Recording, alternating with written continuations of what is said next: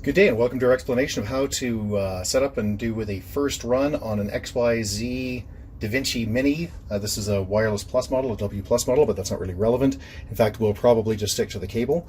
Okay, so the system, the documentation says go to xyzprinting.com, go to software, pull down the XYZ Maker Suite.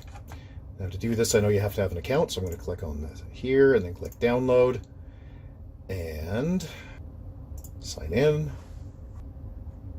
Alright, so let's pull it down, download, there we go.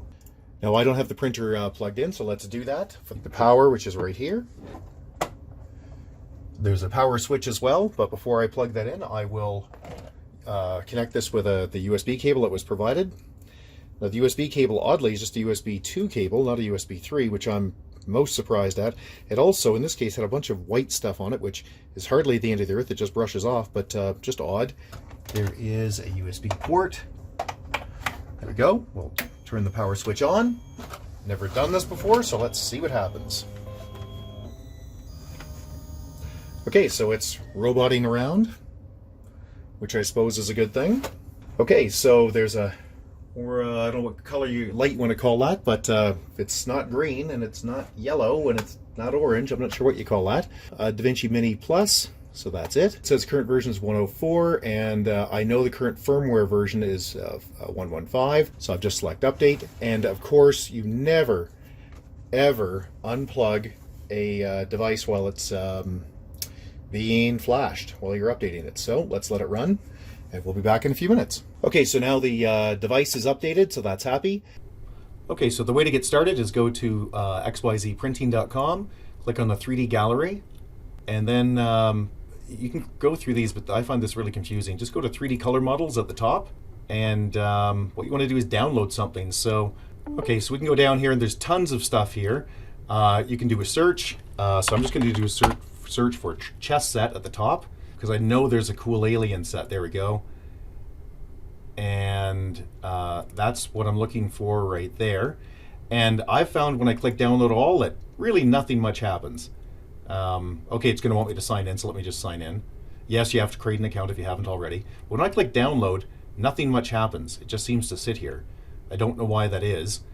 So what I've got around this is I've simply clicked on Files at the bottom and then gone down to Chess Set Full, and you can tell this is quite large at 6 meg. And I don't know why there's 3 queens in this, but I don't play alien chess, so I guess that's fine. Anyway, so let's just download it. And there it goes. Oh, it did start downloading. It just took forever. Anyway, I'm going to get rid of that one because this is the one I want. What I'm looking for are STL files. While we're waiting for that, another thing you can do, if you're running Windows 10, Windows 10 ships with a free piece of software called 3D Builder. So you just click Start and type in 3D Builder, and this will come up. And 3D Builder has a pile of cool stuff in it too. And you can see here, with 3D Builder, you can design stuff and then have it shipped to you, but in your case, you don't need to. Because in our case, we've got a printer. So you just close that, and then you go Insert, click Add, search for images. So I'll search for regular chess set. There we go. And I'll just click on that and it will load. There it is. So that's a regular old chess set.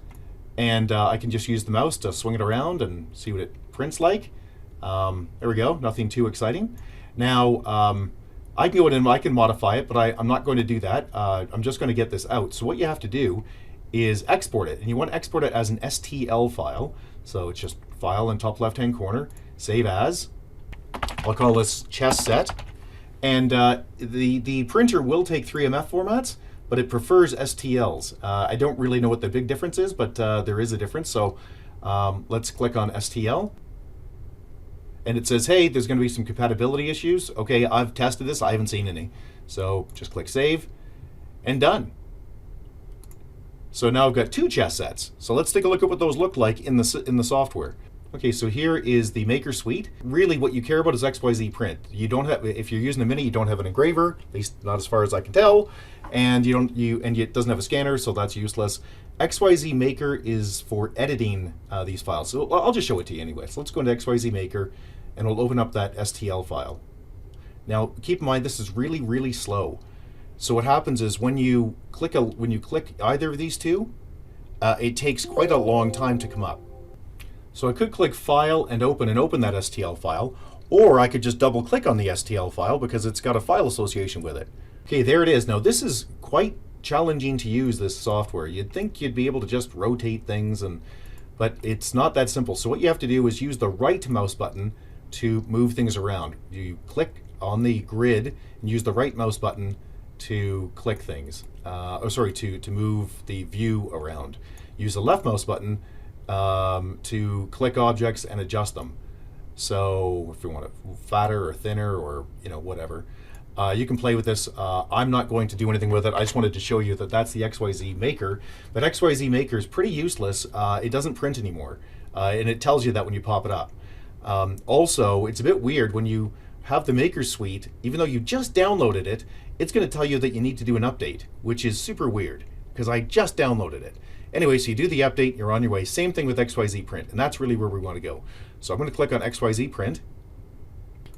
So here's a quirk. When it says there's an updated version, which there seems to be frequently, if you click no on this, do you want to update now? Nothing much seems to happen. So you pretty much have to click yes. So I'm just going to do that. I'm going to pause this so you don't have to sit here and wait. It doesn't take very long, but it's still annoying.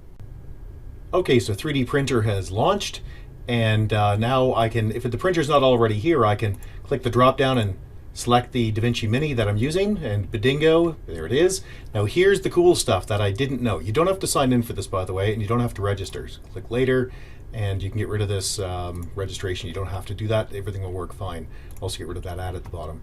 Okay, down at the bottom is our three tiles, and if you click on the setup tile at the far right, you'll see that there's a number of items here, including calibrate and your wireless configuration, but also update. This is the most useful one. So the update, if there is an update that's pending, that's where you will get it. Every time you launch this software, XYZ Print, it's going to check for an update.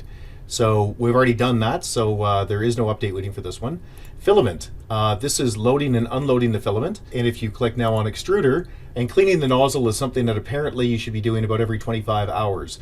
All right, so let's now go to, well, if we go to print, there's nothing to print, so we can't do anything. So what you can do is you can either double click on the STL file, or you can just click import and pull it in. Okay, there's the chess set. Now again, I can move around by using the right mouse button. I can click and drag this around. Nothing too exciting there. Now when I click prepare in the top left hand corner, it'll give me an idea of how long it's going to take, and that's largely based on this print type. So normal is very good. I've tried draft, really bad, at least for the things that I've tested. High detail and hollow, we haven't done a whole lot with, so just a little bit of playing around, but normal seems pretty good. So there we go. Now let's click prepare, and you'll see that it will zip along here. It'll take, I don't know, 20 seconds to come up. That was fast. Okay, you come up with a pretty good time to tell us. This says 4 hours and 40 minutes. I can tell you from experience that this, in fact, takes more like, I don't know, 6 or 8 hours to print. And we believe that the speed is primarily based, this time of 4 hours and 40 minutes is off mostly because of this auto leveling. So if it's if auto leveling is not on, well, then it'll print faster. But okay, we kind of want auto leveling on. And you'll notice here it tells you when you're printing, yeah, you put down some bed tape, which is just standard, masking tape, and apply glue stick to it if you're below, roughly 80 degrees Fahrenheit, 25 Celsius, and that's it. So let's click print and see how it goes.